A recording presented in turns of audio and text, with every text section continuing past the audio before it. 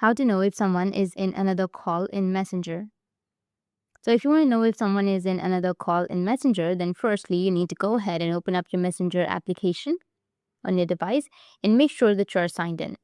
Now go ahead and make a call to the person that you want to call.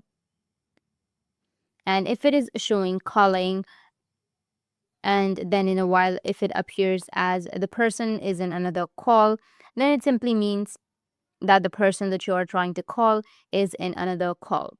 However, if the ringer goes to calling or ringing and they are not picking up, then it's probably because they are busy and not picking your call.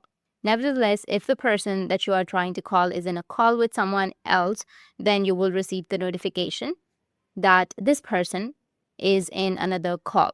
So this is how you can know if someone is on another call on Messenger. And if you have any questions, feel free to comment below. Thanks for watching.